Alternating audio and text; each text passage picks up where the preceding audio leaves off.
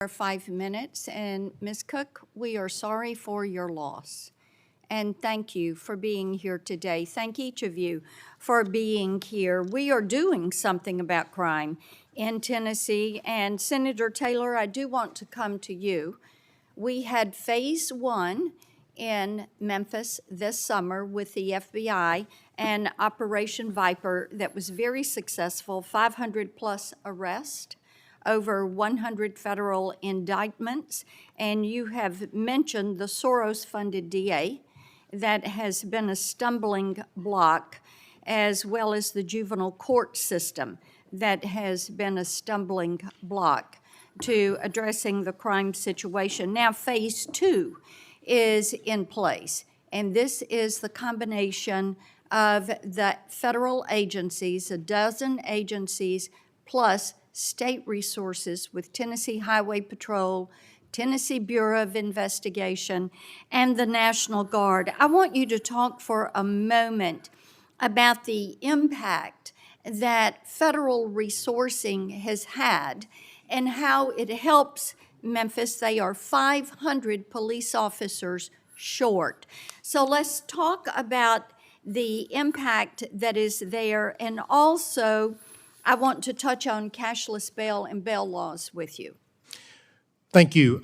The impact that Operation Viper has had already has been huge. As you mentioned, 500 arrests, over 100 federal indictments. My concern is that not all of those arrests will end with federal prosecutions. Many of those arrests will be deferred to the state for prosecution, which would be our local district attorney.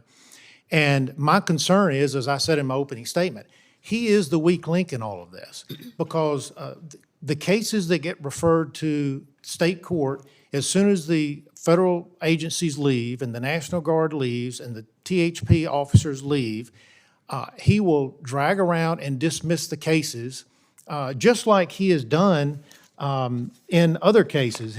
There are other cases that he has dismissed. One is there's a federal judge who had an intern who someone attempted to take his life, and that case has been dismissed. And there was an interstate shooting of a constituent of mine who called me, and the case drug on, and it was ultimately dismissed. So his MO is to drag this out so that everybody leaves, the spotlight's off, and then he goes about dismissing and degrading or downgrading the cases. And that will be the weak link in all of this effort with the Make Memphis task force. And the DA that you're referring to, Mulroy, actually took office in 2022, and during his campaign, he stated, and I'm going to quote him, his quote was, he would avoid cash bail, end quote. And he also stated that he wanted to, and I quote again, transform the criminal justice system, end quote, in Memphis. And certainly he has done that. And we have put a lot of energy into federal support and state support to make certain that Memphis is going to be safe. But it appears what we have is social justice activists who are trying to impede that progress. Is that accurate? That is accurate. And he has a merry band of restorative justice schemers that are going about trying to make Memphis look like a Mad Max movie, except the cars and the music aren't as good. Let me come to you for just a moment on cargo theft.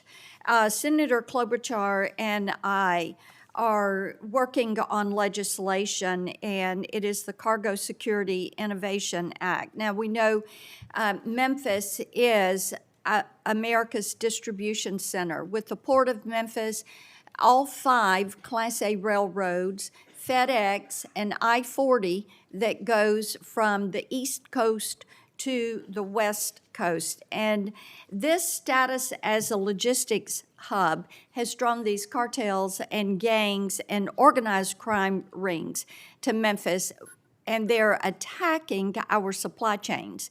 And I want you to speak for just a moment about cargo theft in the area and why it's important to Memphis. Right, thank you. As you mentioned, cargo theft is incredibly important to Memphis. We are the home of FedEx. All those railroads that you mentioned come through here. We have the Mississippi River. We have the world's, the second largest cargo airport in the world is in Memphis. So we have the 4 R's: river, roads, railway, and runway.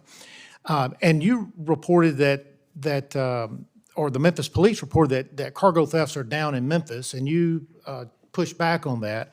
And when I checked into that, not all incidents of cargo theft are reported to the same agency. Right. So many times they may be reported to the railroad police or to other state and federal agencies. So the Memphis Police Department may not know that there's been cargo theft. Right. Or that a particular agency is investigating it. But what's happening now is the railroad companies are having to take actions themselves. One railroad company, they moved their intermodal yard to a nearby county so they don't have to stop in Memphis. The railroads are now coordinating their time through the switches so that they don't have to stop in Memphis. And so they're doing everything they can. We need your bill passed. I have a bill at the state level Okay. that will help deal with Thank cargo you. theft. Senator Klobuchar, you're recognized. Thank you very much, Madam Chair.